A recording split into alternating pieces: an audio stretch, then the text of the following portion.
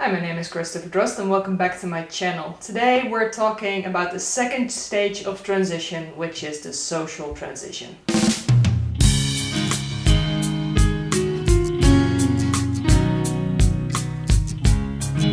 Last week I talked about closeted characters and some characteristics of this specific stage. If you have missed that video, I will leave a link in the description or the cards above. First of all, I'm gonna do a little disclaimer. All my experiences are from the area that I live, which is the Netherlands, Europe. It's important to keep this in mind because laws and healthcare systems can vary wildly across countries or even regions. So some of the things that you want to research if you're writing a trans character is the specific time period in which they came out and went through the different stages of transition. Laws change, and they change a lot actually.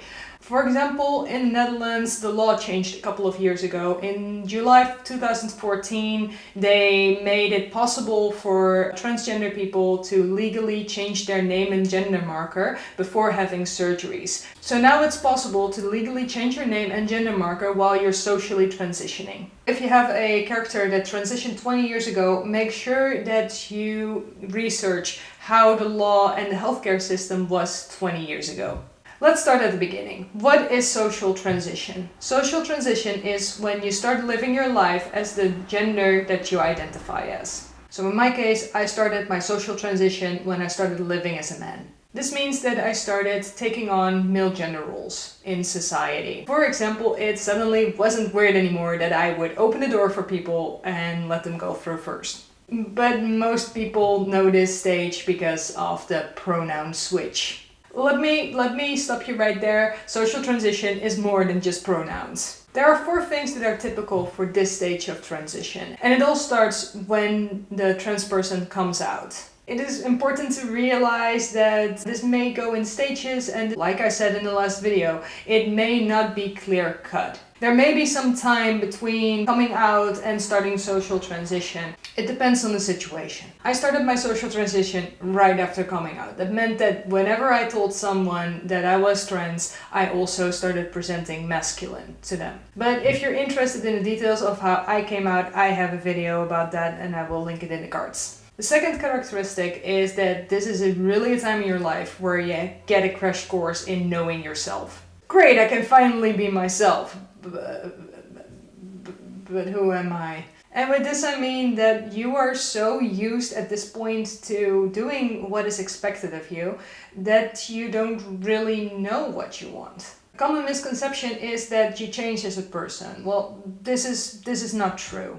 After I came out, I was still the same person, but I chose to not hide that person anymore. So for other people it may have looked like I changed, but what I really did was just showing them who I am. Opposed to what people expected of me. Number 3, I compiled some of the hardships that you are encountering when you first start social transition. The first one is pressure from society. I've had a lot of people trying to explain to me how to be a man.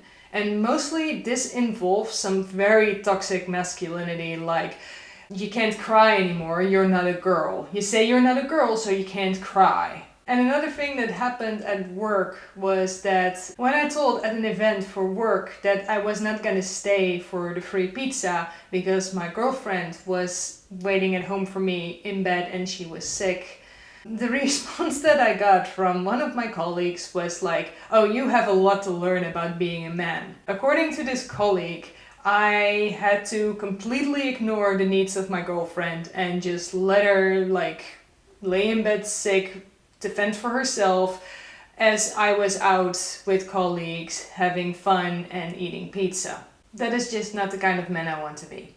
The next one, and this is really specific for social transition, is that when you come out and you start socially transitioning, your friends and family will also have a process. And by that I mean that they don't necessarily get on board immediately and they also have to adjust to the changes. This can lead to a little bit of conflict, as they may think that what you're doing is not in their best interest, but what they are doing is not in your best interest. And this is a really complicated matter. One of my friends wanted to literally mourn me, the old me. I know I sometimes look dead, but I'm not dead. Then there is harassment. Let me be clear about this. I personally have never experienced physical harassment. The worst that I experienced was a couple of internet trolls, really, and you know, that's what the report button is for. Even when I went to Poland to visit my girlfriend, I never experienced any physical abuse or harassment or any of the sort. But I do have to say that in public places, I did take precautions. So, for example, in public bathrooms, I did not go into the public men's room. Because, you know, that's a place where I could potentially be harassed, so I didn't want to put myself in that kind of position. In the Netherlands, I can safely use facilities. Even though physical harassment is something that happens, I have heard about people experiencing it. It seems to be more of an exception than a rule.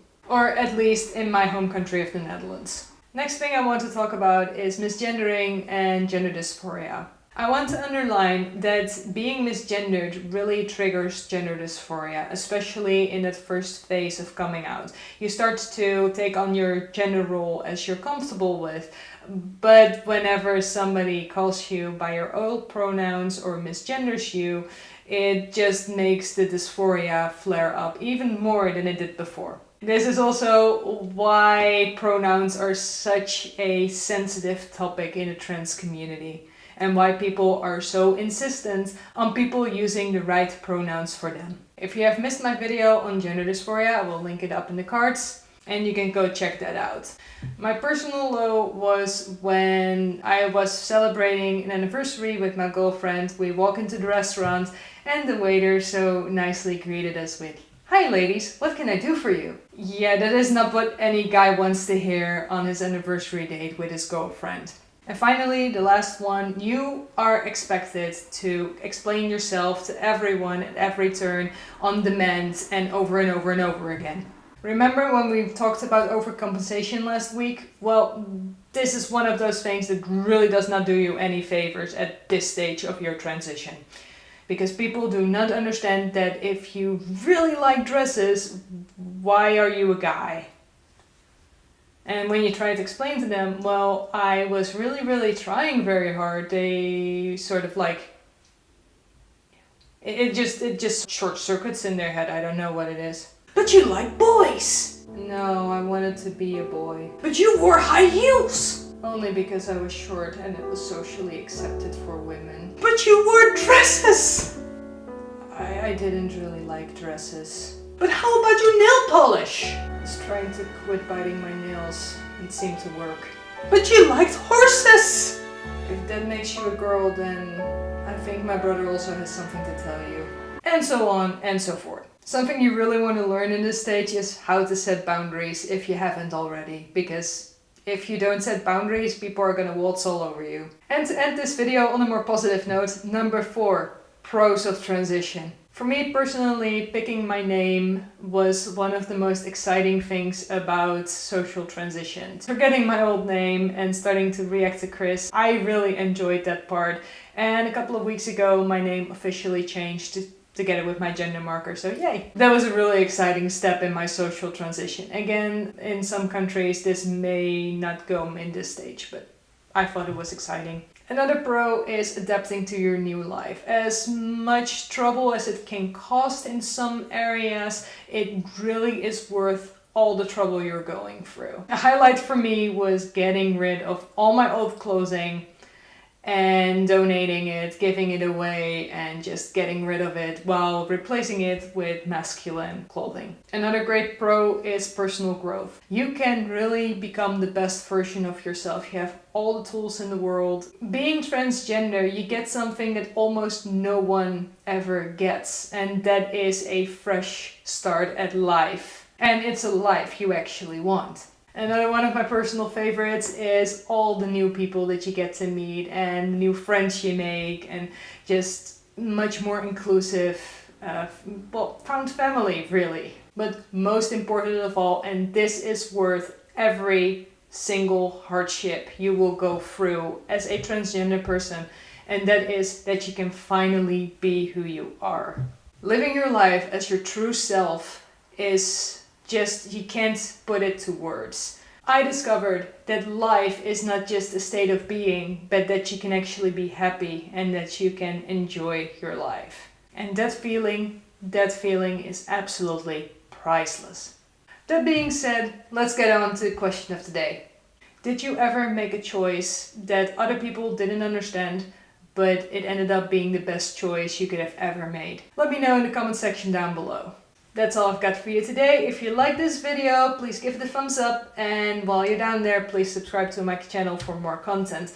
I post new videos on Wednesdays. Yeah.